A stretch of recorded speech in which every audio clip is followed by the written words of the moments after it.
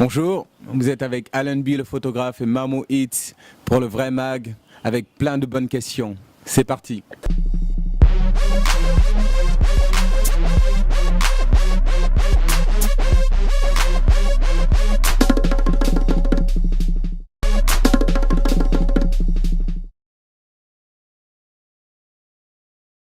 Alors je suis Allenby, photographe, architecte, musicien aussi à mes heures perdues, artiste en général, très artiste dans l'âme, et sénégalais, né à Dakar, même si avec la famille j'ai pas mal bougé, donc mais voilà, Dakar, dans le cœur, yes.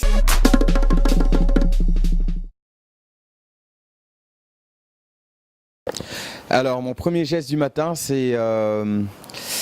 dépend des matins.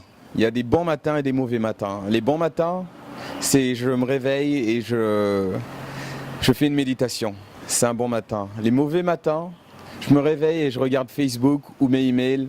Là, ça va pas. C'est que il y a déjà trop de choses dans la tête.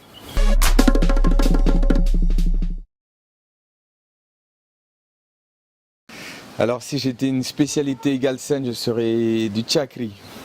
Parce que Allenby, ça vient de Alunba, donc je suis un Bapulo. J'aime le soul et je trouve que le chakri c'est nerf. Donc voilà, Allenby serait du chakri. Voilà.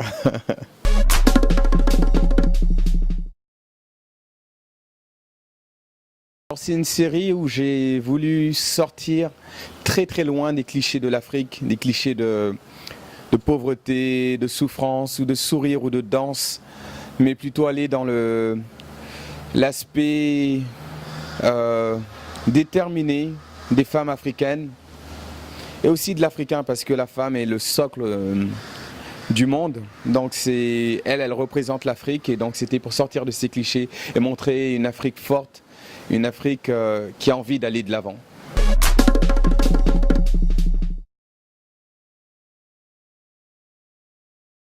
Ma différence avec les autres photographes, je pense que quand on fait une séance photo avec moi, c'est avant tout beaucoup de dialogue et très peu de déclenchement de shooting. Parce que c'est important pour moi de connaître la personne, d'échanger avec elle et que cette personne aussi puisse me connaître à travers l'échange, à travers la parole et le partage tout simplement.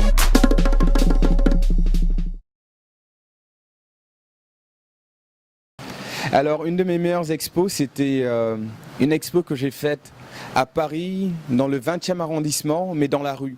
Donc c'était des photos de rue.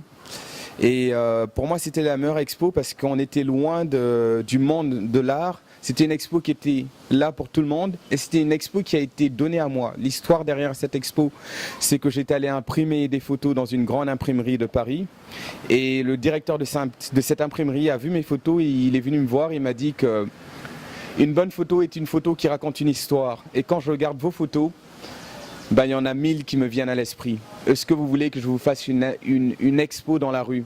Et j'ai dit oui. Et ça a été la plus belle expo pour moi.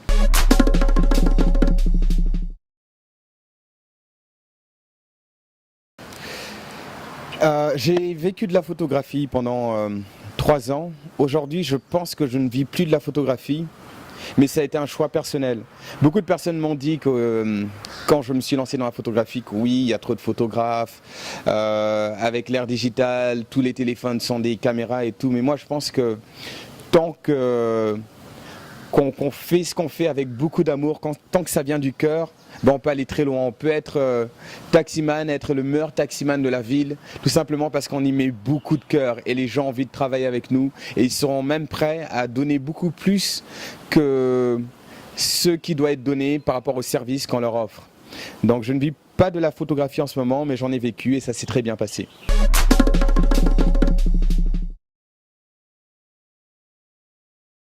Alors je médite dès que je sens que ma tasse est remplie, donc je fais le vide dans ma tête, ça m'aide énormément. Je fais de la musique aussi me calme, donc il suffit de prendre ma guitare ou n'importe quel instrument que je joue et une petite séance de musique de 30 minutes, 1 heure a le même effet qu'une belle méditation, une bonne méditation, et tout dernièrement la solitude. M'isoler un peu de tout ce que je connais, et tout ce qui m'entoure me recharge en énergie.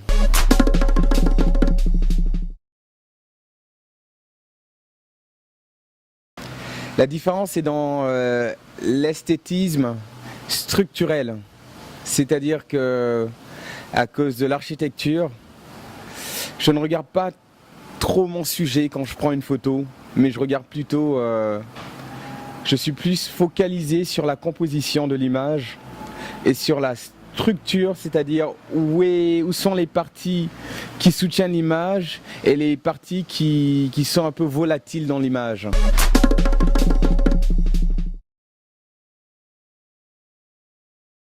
J'ai plein de projets dans la tête.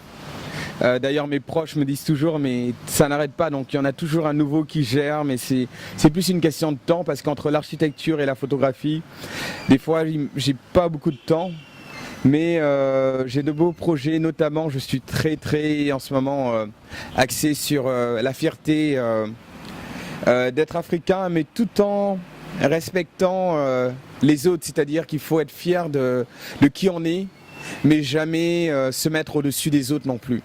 C'est la phrase qui dit que se penser au-dessus des autres, c'est pas bien, mais aussi se croire en dessous des autres, c'est pas bien. Donc pouvoir mettre ce miroir à mes frères africains qu'on est aussi bien que tout le monde et tout le monde est aussi bien qu'eux.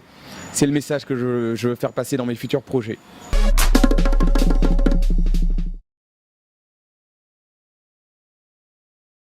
Ce sujet, j'ai fait une exposition ici à Dakar au mois de fin janvier, début février, quelque chose comme ça, il y a 2 mois de cela. Et pour moi, en fait, ces 2 disciplines partagent énormément de choses. En architecture, on nous apprend que c'est pas les murs et les fenêtres que l'on dessine, mais c'est plutôt l'espace, la lumière qui est entre les murs et les fenêtres. Et donc on dessine à l'envers, on dessine comme un négatif de photo. Donc on pense vraiment avec une approche photographique. Et vice versa, en photographie, on a plutôt tendance à composer, à regarder les rips, ainsi que la structure, et on est dans un cadre. Dans les 2 disciplines, en fait, on essaye d'encastrer la lumière dans un cadre. Donc pour moi, c'est ça le lien entre la photographie et l'architecture.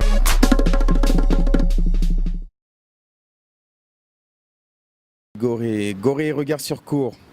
Alors c'était un bel événement, il y avait beaucoup de monde, il y avait une bonne partie de la nouvelle génération d'artistes qui pour moi est une belle génération parce que elle est soudée. On partage beaucoup de choses, on s'entraide, on est là les uns pour les autres et je pense que c'est ce qui fait la différence entre peut-être l'ancienne génération et la nouvelle, c'est qu'il y a beaucoup de collaborations. C'est un peu plus rare avant et aujourd'hui il y a énormément de collaborations entre les artistes. Ce fut un plaisir de partager la scène avec Haïdar Shams, Malik Weli, Siaka Traoré était là-bas, mais il y avait aussi d'autres artistes, Ousmane Baye. En fait la liste est longue, je vais m'arrêter là, sinon ce sera dédicace sur dédicace comme les Blacks en général le font, donc on va s'arrêter là. Vous savez qui vous êtes et ceux qui sont venus à regard sur cours, ils savent que c'était bien.